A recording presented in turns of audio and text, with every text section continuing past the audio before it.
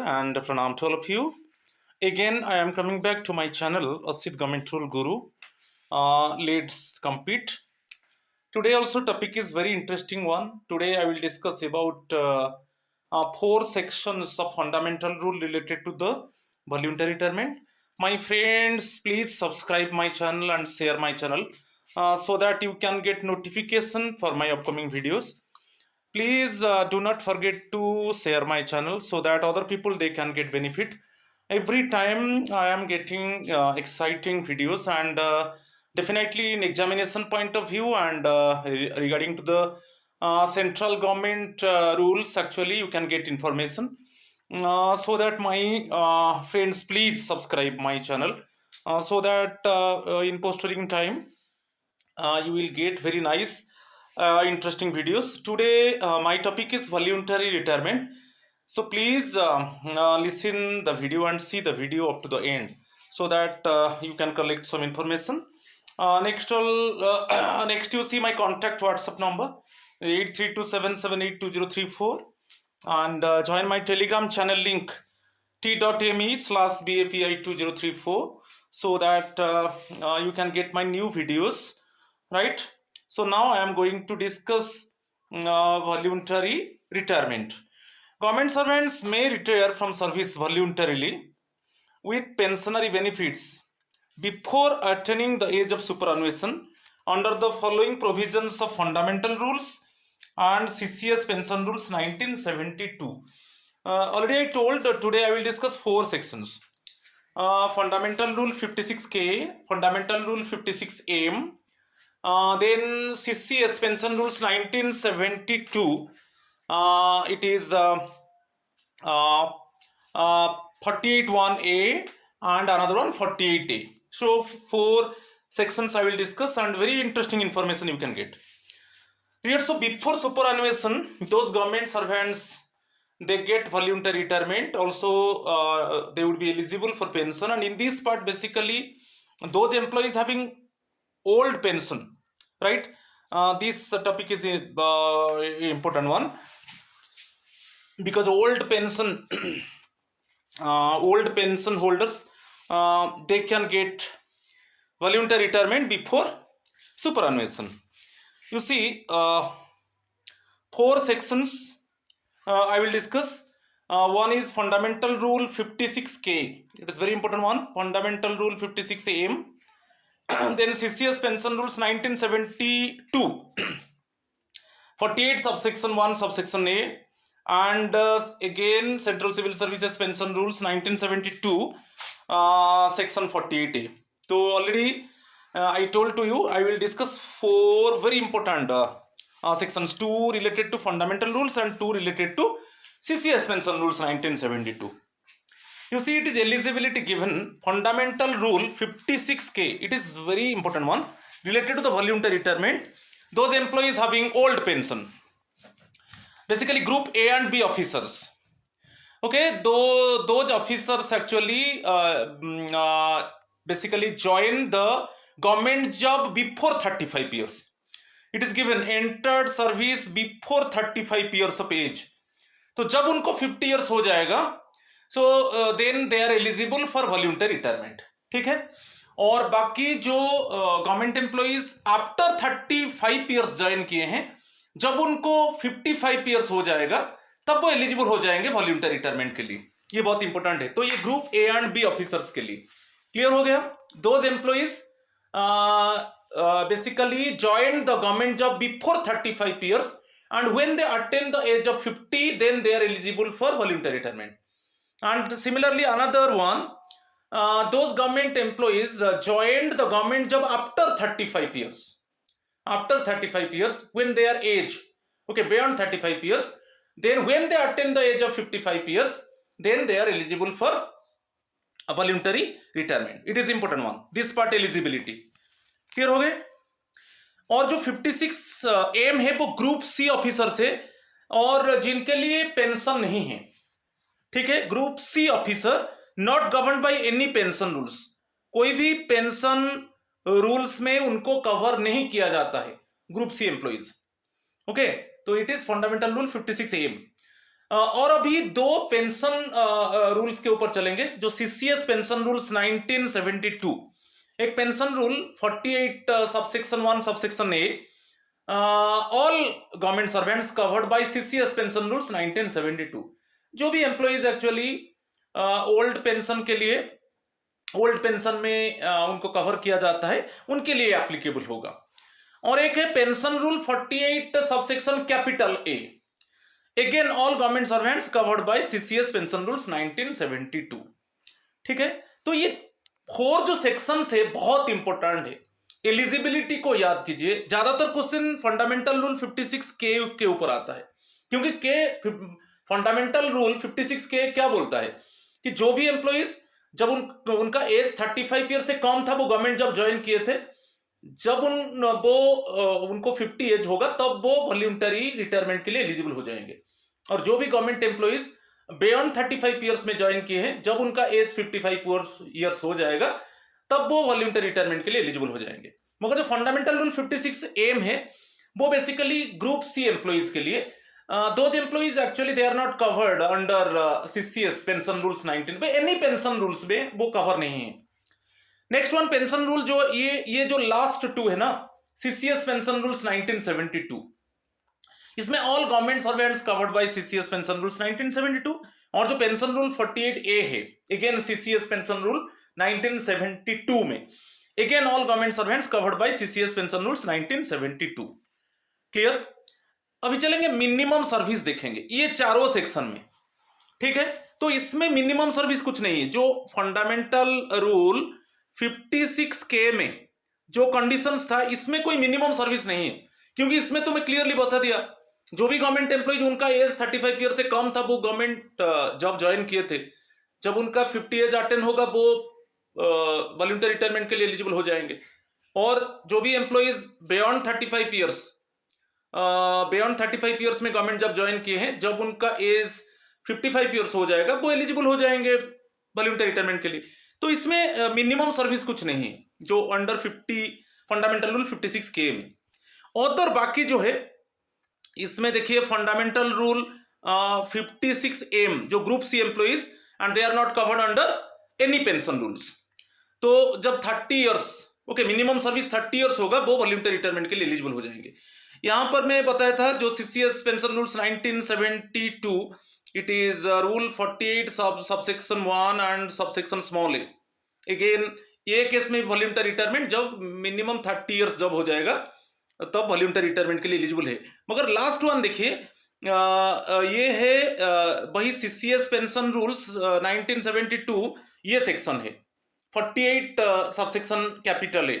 इसमें क्या है, जो भी ये तो all basically government servants covered under CCS pension rules 1972 है, मगर जब उनका 20 ईयर्स कंप्लीट होगा तो इसी सेक्शन में उनको वॉलंटरी रिटायरमेंट दे दिया जाएगा।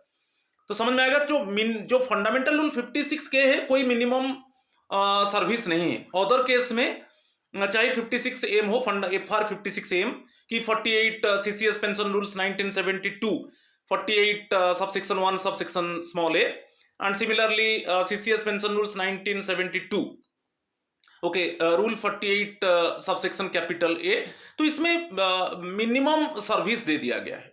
और ये भी बहुत इंपॉर्टेंट है, जो सबसेक्शन 48 ए है CCS pension rules 1972 capital A है, इसमें जो भी गवर्नमेंट सर्वेंट्स कवर्ड है ओल्ड पेंशन में और उनका जब 20 ईयर्स कंप्लीट हो जाएगा वो इसी सेक्शन के अंडर उनको वॉलंटरी रिटायरमेंट के लिए वो एलिजिबल हो जाएंगे। तो मिनिमम 20 ईयर्स है, राइट। चलो नोटिस पीरियड देखेंगे। चारों केस में नोटिस पीरियड 3 मंथ्स है, तो 3 मंथ्स बिफोर आपको नोटिस देना है। ऐसे नहीं कि इमीडिएटली आप एलिजिबल है तो आप नोटिस दे देंगे तो आपको वॉलंटरी रिटायरमेंट दे दिया जाएगा। तो नोटिस पीरियड 3 मंथ्स है, सभी केस में नोटिस पीरियड 3 मंथ्स है 4 सेक्शंस के लिए। और नेक्स्ट जो आएगा एक्सेप्टेंस। अच्छा, बेसिकली जो कॉम्पिटेंट अथॉरिटी है वो एक्सेप्ट करेगा कि नहीं, तो एक्सेप्टेंस केस में जब आएगा तो फर्स्ट हम देखेंगे कि फंडामेंटल रूल 56 के में इसमें कोई ऐसा एक्सेप्टेंस नहीं दिया गया है, इसमें कुछ ऑटोमेटिक ओके आप 3 मंथ्स नोटिस दे दीजिए तो वो ऑटोमेटिकली एक्सेप्ट होगा। ओके, इफ नॉन एक्सेप्टेंस यदि एक्सेप्टेंस नहीं हुआ तो आप मान लो कि बस एक्सेप्ट हो गया, तो ये ऑटोमेटिक को याद रखना है। If non acceptance not conveyed before expiry of notice period, तो ऑटोमेटिक है। यदि नोटिस पीरियड एक्सपायरी जो होगा, एक्सपायरी नोटिस पीरियड तो 3 मंथ्स है, तो नोटिस पीरियड एक्सपायरी के अंदर यदि आपको पता चल गया कि कॉम्पिटेंट अथॉरिटी एक्सेप्ट कर दिया, ठीक है, नहीं तो ऑटोमेटिकली एक्सेप्ट हो जाएगा। क्लियर? इसमें नॉट रिक्वायर्ड जो फंडामेंटल रूल 56A में, जिस those group C employees not covered under any pension rule, उनके लिए कोई पेंशन, कोई भी पेंशन में वो कवर नहीं है, तो इस केस में कोई वो 3 मंथ्स नोटिस देंगे, इसमें कोई एक्सेप्टेंस नॉन एक्सेप्टेंस का बात नहीं आता है। और next one, similarly CCS pension rules 1972 section में बोला था 48 सबसेक्शन 1 सबसेक्शन स्मॉल ए, इस केस में भी मिनिमम 30 ईयर सर्विस होना चाहिए, those employees covered under old pension, और मिनिमम सर्विस 30 ईयर्स होना चाहिए, तो इसमें ऑटोमेटिक होगा। यदि जो नोटिस पीरियड 3 मंथ्स है, यदि within it means before expiry of the notice period if it is not accepted, then automatically माना जाएगा कि एक्सेप्ट हो गया, तो याद रखिए, बहुत इंपॉर्टेंट है। और जो लास्ट है, बेसिकली मैं बताया था सीसीएस पेंशन रूल्स 1972, जो सेक्शन था, जो रूल था 48 और सबसेक्शन था कैपिटल ए, तो इसमें क्या है, again government employees covered under old pension, CCS pension rules 1972, और यहां पर मिनिमम सर्विस 20 ईयर्स है, तब वॉलंटरी रिटायरमेंट दिया जाएगा, मगर इसमें एक्सेप्टेंस चाहिए, एक्सेप्टेंस रिक्वायर्ड। तो ये जो रूल 48 सबसेक्शन ए है, इसमें एक्सेप्टेंस चाहिए। अदर FR 56 के और जो CCS pension rules 1972 rule 48 subsection 1 subsection small A case में ऑटोमेटिक, यदि within notice period if it is not accepted, then automatically competent authority accept the it means voluntary retirement notice. और 56A में कोई not required, मगर बहुत important है, इसमें question आता है, देखिए इसी 4 सेक्शन में क्वेश्चन आता है।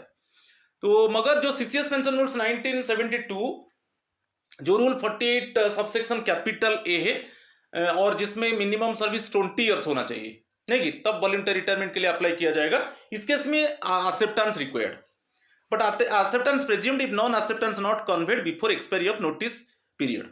तो ये हम प्रेज्यूम कर लेते हैं, यदि नोटिस पीरियड के अंदर, जो नोटिस पीरियड 3 मंथ्स होता है, यदि उसको एक्सेप्ट नहीं किया गया, कि प्रेज्यूम किया जाएगा कि उसको एक्सेप्ट कर दिया गया, मगर इसमें एक्सेप्टेंस रिक्वायर्ड। याद रखिए, ओनली यहां पर जो 2 फंडामेंटल रूल्स और 2 रूल्स हम डिस्कस कर रहे हैं, basically CCS pension rule 1972, basically जो CCS pension rules 1972 rule 48 subsection capital A case में acceptance required, right. Next one, accept नहीं होगा, grounds for non acceptance. Grounds for non acceptance, ये देखिए जो FR 56K है, इसमें सस्पेंशन पीरियड में एक्सेप्ट नहीं होगा। आप वॉलंटरी रिटायरमेंट के लिए अप्लाई किए, सस्पेंशन पीरियड में आपका एक्सेप्ट नहीं किया जाएगा, ठीक है, वॉलंटरी रिटायरमेंट नहीं दिया जाएगा। और इसमें नॉन है, जो FR 56A है, जो group C employees and they are not covered under any pension rule, इनके लिए कोई नहीं। सपोज सस्पेंशन पीरियड है भी, उनको मना नहीं किया जाएगा, ओके, एक्सेप्ट कर दिया जाएगा, उनको वॉलंटरी रिटायरमेंट दे दिया जाएगा। अगेन आ गया ये जो CCS pension rules 1972 rule 48 subsection 1 subsection small A case में, इस केस में यदि सस्पेंशन है, आप वॉलंटरी रिटायरमेंट अप्लाई किया, इसमें तो मिनिमम सर्विस 30 ईयर्स है, आप सस्पेंशन के लिए अप्लाई किया, और the concern employee is in suspension, और उसी सस्पेंशन टाइम में सपोज वो अप्लाई किया है वॉलंटरी रिटायरमेंट के लिए, वो नहीं होगा, एक्सेप्ट नहीं होगा, ठीक है। और यहां पर बहुत इंपॉर्टेंट है, यहां पर again CCS pension rules 1972 rule 48 subsection capital ए, इसमें वॉलंटरी रिटायरमेंट के लिए मिनिमम सर्विस 20 ईयर्स चाहिए। इसमें कोई भी ग्राउंड है, या इसमें तो सस्पेंशन है, मगर इसमें कोई भी ग्राउंड में आपका जो वॉलंटरी रिटायरमेंट के लिए आप नोटिस दिया है, उसको कोई भी ग्राउंड में कॉम्पिटेंट अथॉरिटी उसको रिफ्यूज कर सकता है, डिनाई कर सकता है, एनी ग्राउंड।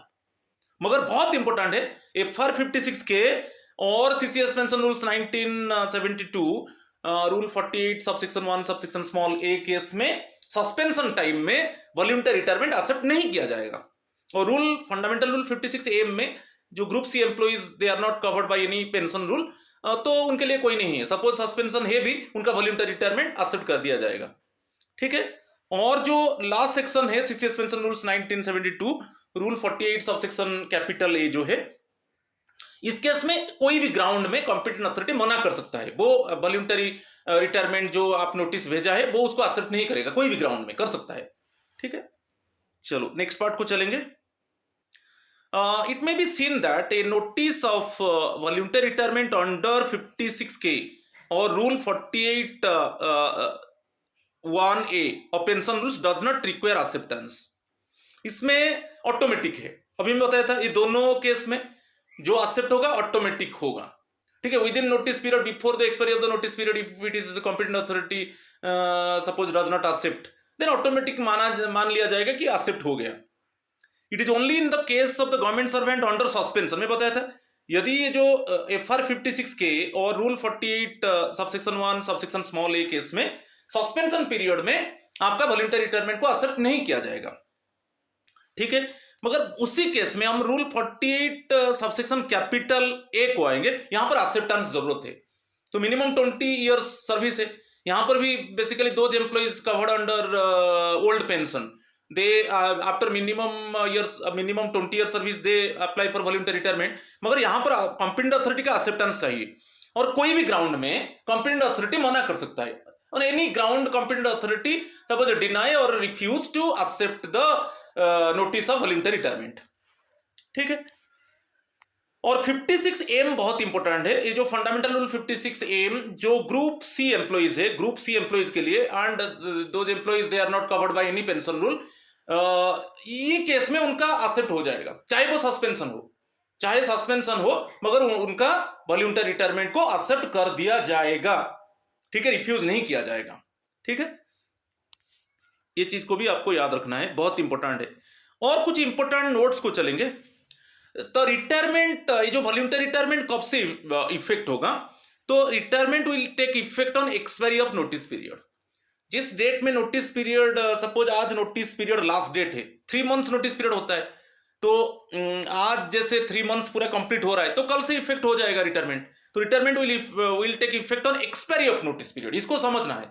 सपोज आज लास्ट डे है जो 3 मंथ्स नोटिस दिया था, तो कल से आपका वॉलंटरी रिटायरमेंट इफेक्टिव हो जाएगा, ओके। यदि आपको सपोज कॉम्पिटेंट अथॉरिटी उसको डिनाई नहीं किया, ठीक है। और सेकेंड भी बहुत इंपॉर्टेंट है, यदि आप एक्स्ट्रा ऑर्डिनरी EOL लिया है विदाउट मेडिकल ग्राउंड, विदाउट यहां पर लिख दिया without MC, without medical certificate आप EOL लिया है, और इस केस में आप वॉलंटरी रिटायरमेंट के लिए नोटिस दे दिया, इसमें कोई 3 मंथ्स नहीं चाहिए, आप एक्स्ट्रा ऑर्डिनरी लीव में हो, without medical case, without medical ground आप एक्स्ट्रा ऑर्डिनरी लीव लिया है और आप नोटिस दे दिया वॉलंटरी रिटायरमेंट के लिए, वो इमीडिएटली एक्सेप्ट होगा। वहां पर वो जो मिनिमम पीरियड जो 3 मंथ्स नोटिस नहीं चाहिए, याद रखिए। मगर यदि आप मेडिकल ग्राउंड में एक्स्ट्रा ऑर्डिनरी लीव लिया है तो वहां पर जो नोटिस पीरियड होगा 3 मंथ्स होगा, ठीक है। मगर आप एक्स्ट्रा ऑर्डिनरी लीव लिया है विदाउट मेडिकल ग्राउंड, तब आप वॉलंटरी रिटायरमेंट के लिए अप्लाई कर रहे हो, तब वो इमीडिएटली एक्सेप्ट हो जाएगा, ठीक है। ये भी बहुत इंपॉर्टेंट था। चलो नेक्स्ट वन, यदि आप नोटिस विथड्रॉन करना चाहते हो, सपोज आप नोटिस दे दिया, विथड्रॉन करना चाहते हो, तो basically with the permission of the appointing authority not less than 15 days before the intended date of retirement. तो जो इंटेंडेड डेट है रिटायरमेंट का, क्योंकि 3 मंथ्स नोटिस है, आप जानते हो नोटिस पीरियड का डेट कब लास्ट डेट है, तो 15 डेज बिफोर आप अपॉइंटिंग अथॉरिटी का परमिशन लेके आप जो वॉलंटरी रिटायरमेंट के लिए नोटिस दिया है उसको विथड्रॉ कर सकते हो। ये जो 15 डेज, ये क्वेश्चन आता है, okay. First take the permission of the appointing authority and not less than 15 days before the intended date of retirement. जिस डेट में आपका रिटायरमेंट होगा, जिस डेट से रिटायरमेंट इफेक्टिव होगा, उससे 15 days before you should take the permission of the appointing authority and then withdraw the voluntary retirement notice. ये भी क्वेश्चन 15 डेज को याद रखिए। चलो next one, the appointing authority at its discretion. हाँ, ये भी है, उस अपॉइंटिंग अथॉरिटी का डिस्क्रिशन है। 3 मंथ्स नोटिस तो है, मगर before 3 months, suppose notice period तो 3 मंथ्स है, सपोज नोटिस पीरियड एक्सपायरी नहीं हुआ है, एक्सपायरी नहीं हुआ है, before that also appointing authority accept your voluntary retirement notice and allow you for voluntary retirement. ये भी उसका डिस्क्रिशनरी पावर है, कॉम्पिटेंट अथॉरिटी का डिस्क्रिशनरी पावर है। तो before expiry of the notice period also accept your voluntary retirement notice and allow you to take voluntary retirement. ठीक है, ये भी बहुत इंपॉर्टेंट है। कभी कभी क्वेश्चन ये भी आता है, क्या नोटिस पीरियड जो 3 मंथ्स है, before expiry of the notice period competent authority notice को एक्सेप्ट करके वॉलंटरी रिटायरमेंट को अलाउ कर देता है क्या?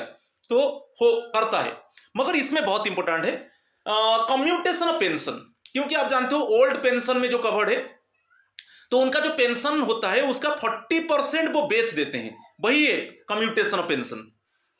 ठीक है, वही है कम्यूटेशन ऑफ पेंशन, जो कितना है ना 40%, मैक्सिमम 40%, मैक्सिमम 40% पेंशन का पैसा वन टाइम आप एक्यूमुलेटेड के आकार में ले सकते हो, वही है कम्यूट कर सकते हो। तो कम्यूटेशन कितना होगा, जो पेंशन होगा उसका 40%, उसका 40% बोलते हो कि आप बेच देते हो और वन टाइम में पैसा ले जाते हो। तो मगर आप बहुत इंटरेस्टिंग है, जो 3 मंथ्स नोटिस था उसके पहले notice period is not expired, before that competent authority accept your voluntary retirement notice and allow you for taking voluntary retirement. मगर जो कम्यूटेशन ऑफ पेंशन, आप कम्यूट करना चाहते हो पेंशन को, जैसे मैं बताया कि एक्यूमुलेटेड अमाउंट आप लेना चाहते हो, तो मैक्सिमम जो कम्यूटेशन पेंशन 40% है, मगर वो नोटिस पीरियड खत्म होने के बाद, वो नोटिस पीरियड खत्म, सपोज आप बोल दिया कि पेंशन का 20% में अभी लेना चाहता हूं, ठीक है, मगर before it means expiry of the notice period actually competent authority accept your voluntary retirement allow you for taking voluntary retirement. मगर आपका कम्यूटेशन ऑफ पेंशन जो है वो after expiry of the notice period. ठीक है, तो कम्यूटेशन पेंशन जो apply होगा can be applied for only after the expiry of the normal notice period of 3 months. ये बहुत इंपॉर्टेंट है, ओके, इसको आपको याद रखना है। ठीक है, नेक्स्ट चलो चलते हैं। Notice can be given before attaining the age specified, और एक मजा बात है, ये तो मिनिमम सर्विस है। जैसे मैं एक बता रहा हूं कि जो सीसीएस पेंशन रूल्स है, ये रूल देख लीजिए, CCS pension rules 1972, those employees covered under old pension, इसी rule 48 under section capital A में मिनिमम सर्विस कितना है, मिनिमम सर्विस आपका 20 इयर्स होना चाहिए, तब आप वॉलंटरी रिटायरमेंट के लिए अप्लाई करोगे। सपोज इसमें क्या है, मिनिमम ये पार्ट को मैं डिस्कस कर रहा हूं, आपका भी मिनिमम 20 इयर्स नहीं हुआ है, before that actually you have given notice. ठीक है, तो मगर कब से मिनिमम क्वालिफाइंग सर्विस तो 20 इयर्स है ना, तो सपोज आपका 20 इयर्स कंप्लीट नहीं हुआ है, जस्ट बिफोर आप नोटिस दे दिया है, मगर ये कंप्लीट होने के बाद ही, मिनिमम 20 इयर्स कंप्लीट होने के बाद ही आपका नोटिस को एक्सेप्ट किया जाएगा। ठीक है, जो रिटायरमेंट होगा तो मिनिमम क्वालिफाइंग सर्विस के बाद, और जो एज में बताया था, जो ये इसमें एज आ जाता है 56 सबसेक्शन के में एज आ जाता है, तो जैसे before 35 years means minimum age 50 में आप वॉलंटरी रिटायरमेंट ले सकते हो, कि बियॉन्ड 35 इयर्स आप गवर्नमेंट जॉब ज्वाइन किया है, तो जब आप 55 इयर्स अटेंड करोगे तब आपका वॉलंटरी रिटायरमेंट एक्सेप्ट होगा। तो भाई इसी केस में तो आप बिफोर कंप्लीशन ऑफ एज यहां पर दे दिया, देखिए क्लियरली दे दिया कि before attaining the age specified और completing the required years of qualifying service. Okay, but the आप दे सकते हो नोटिस, ओके, बट जो रिटायरमेंट रिटायरमेंट डेट इफेक्टिव होगा just after it means attaining the age और after completion of the required years of qualifying service.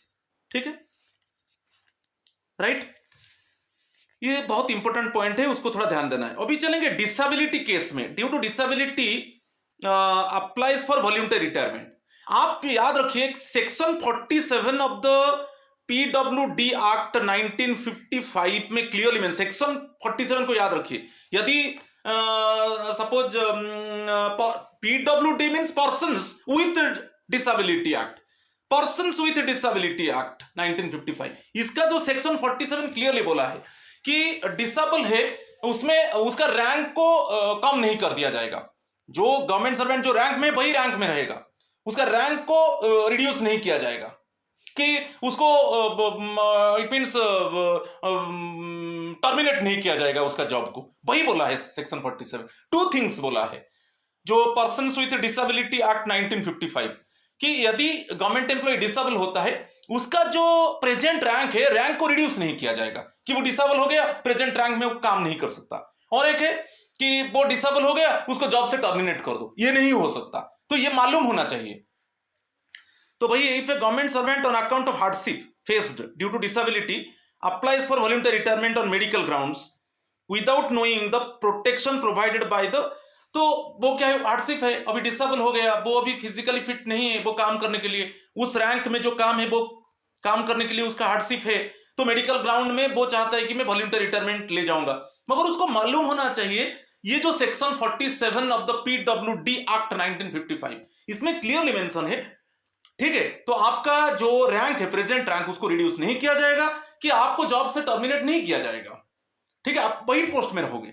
तो उसको knowledge होना चाहिए। नॉलेज होने के बाद यदि वो चाहता है कि नहीं मैं वॉलंटरी रिटायरमेंट नहीं लेना चाहता हूं मेडिकल ग्राउंड में, तो अब उसका कंसेंट से आप दे दिया जाएगा। मगर उसको मालूम होना चाहिए कि जो सेक्शन 47 पीडब्ल्यूडी एक्ट 1955 ये बोलता है कि डिसेबल के वजह से रैंक रिड्यूस नहीं होगा, कि डिसेबल के वजह से गवर्नमेंट एम्प्लॉय को जॉब से टर्मिनेट नहीं किया जाएगा। तो ये होना चाहिए। यदि ये रूल जानने के बाद वो कंसेंट देता है नहीं नहीं मेडिकल ग्राउंड में मुझे वॉलंटरी रिटायरमेंट लेना चाहिए और अप्लाई करता है, तब उसको उसका एक्सेप्ट कर दिया जाएगा। तो इस केस में बेसिकली सुपीरियर ऑफिसर्स, तो जो उसका सुपीरियर ऑफिसर है वो उसको लीगल ग्राउंड समझाएगा। यदि कोई डिसेबल एम्प्लॉय वो वॉलंटरी रिटायरमेंट लेना चाहता है कि now in the present rank I am unable to do work normally, okay, कि वो डर है कि मुझे टर्मिनेट कर दिया जाएगा, कि मेरा रैंक को रिड्यूस कर दिया जाएगा, उसके पहले मैं वॉलंटरी रिटायरमेंट ले जाऊं, तो उस केस में सुपीरियर ऑफिसर सेक्शन 47 को उसको क्लैरिफाई करेगा कि पीडब्ल्यूडी एक्ट 1955 बोल रहा है कि सेक्शन 47 कि आपका रैंक रिड्यूस नहीं होगा, कि आपको जॉब से टर्मिनेट नहीं किया जाएगा। तो मालूम होना चाहिए। यदि उसके बाद वो कंसेंट देता है नहीं नहीं मैं मेडिकल ग्राउंड में लेना वॉलंटरी रिटायरमेंट लेना चाहता हूं, तब वो उसका एक्सेप्ट होगा। मगर उसका सुपीरियर ऑफिसर उसका लीगल ग्राउंड उसको समझाएगा, जो कंसर्न डिसेबल एम्प्लॉय को, ठीक है। Next one, it is government servants seeks voluntary retirement on medical grounds और ड्यू टू डिसेबिलिटी। ये दोनों फिर आ गया। यहां पे देख लीजिए, सपोज कोई गवर्नमेंट सर्वेंट मेडिकल ग्राउंड में वो चाहता है वॉलंटरी रिटायरमेंट लेगा और डिसेबल ग्राउंड में वीआरएस लेना चाहता है, VRS notice has been submitted due to disability. तो दो कंडीशन है, एक है वो मेडिकल ग्राउंड में वीआरएस लेना चाहता है और एक डिसेबल ग्राउंड में वो वीआरएस सबमिट किया है। मगर उसको मालूम होना चाहिए, अभी जो आरपीडब्ल्यूडी एक्ट 2016 जो आया है सेक्शन 24, ये बहुत इंपॉर्टेंट है, okay. Section 24 of RP rights of persons with, ये जो है, ये जो आरपीडब्ल्यूडी है ना, उसका rights, okay, rights of persons, rights of persons with disability, with disability act 2016। तो इसके हिसाब से आप उसका ये जो सेक्शन याद रखें, सेक्शन 24 ये बोल रहा है कि आप मेडिकल ग्राउंड में suppose medically it means you are suffering in some dreadful disease, you are unable to render your service, तो मेडिकल ग्राउंड में आप वीआरएस लेना चाहते हो, कि आप डिसेबल हो, हैंडीकैप्ड हो, आप उस ग्राउंड में मेडिकल ग्राउंड में आप वीआरएस लेना चाहते हो। मगर जो आरपीडब्ल्यूडी एक्ट 2016 बोल रहा है, जो right of persons with disability act 2016 बोल रहा है कि इस ग्राउंड में आपका रैंक कम नहीं होगा, कि आप मेडिकली फिट नहीं हो, आप अभी कोई सीवियर एलिमेंट कंडीशन में सफर हो, एक ड्रेडफुल डिजीज में सफर हो, तो आपको वॉलंटरी रिटायरमेंट लेना चाहिए, कि आपका रैंक कम कर दिया जाएगा, कि आपको जॉब से टर्मिनेट कर दिया जाएगा। ऐसा नहीं है। आप बेसिकली मेडिकल ग्राउंड में suppose you do not render your 100% service, but ये नहीं है कि आपका रैंक कम कर दिया जाएगा, कि आपको जॉब से टर्मिनेट कर दिया जाएगा। सिमिलरली डिसेबल जो एम्प्लॉय है, तो ये सेक्शन 20 सबसेक्शन 4 ऑफ ये क्वेश्चन आता है, ये भी क्लियरली बता रहा है कि रैंक मेडिकल ग्राउंड में आप फर्स्ट सोचो, आप मेडिकल ग्राउंड में वीआरएस लेना चाहते हो, फर्स्ट सोचो, इसमें आपका रैंक कम नहीं होगा, आपको जॉब से टर्मिनेट नहीं किया जाएगा। ओके, सिमिलरली डिसेबल ग्राउंड में आपको टर्मिनेट नहीं किया जाएगा कि आपका रैंक को कम नहीं किया जाएगा, आप थोड़ा काम कर सकते हो तो करो, ठीक है। तो ये भी बहुत इंपॉर्टेंट है। तो इस केस में उनको एडवाइज किया जाएगा, जो आरपीडब्ल्यूडी एक्ट 2016 जो सेक्शन 24 इस सेक्शन के बारे में उनको समझा जाएगा, ठीक है, जो ये एक्ट है, ठीक है। यदि वो नोटिस विथड्रॉ कर सकते हैं, वो भी समझ गए कि उनका रैंक कम नहीं होगा, कि उनको जॉब से टर्मिनेट नहीं किया जाएगा, और भी वो VRS के लिए नोटिस सबमिट किया है तो वो विथड्रॉ कर सकते हैं, तो उनको समझाना चाहिए, ठीक है, यदि वो नोटिस दिया है, राइट। तो ये पोर्शन था, बहुत इंटरेस्टिंग था, छोटा वीडियो था, मगर मैं क्लियरली डिस्कशन किया पूरा 4 सेक्शंस को। एक 2 fundamental rules, fundamental rule 56K, FR 56M, और CCS पेंशन रूल्स 1972 जो ओल्ड पेंशन रूल्स है, उसमें 48 subsection 1 subsection small A and 48 subsection capital ए, ये चारों में बहुत अच्छे से मैं डिस्कस किया। उसी तरीके से अभी हम कैसे पब्लिक इंटरेस्ट में कंपल्सरी रिटायरमेंट दे दिया जाएगा, 56J नेक्स्ट पार्ट आएगा। So my friends, please subscribe my channel, share my channel, like my channel, so that you can get notification for my upcoming videos. आज इतना ही है, थैंक यू एंड नमस्कार to all of you.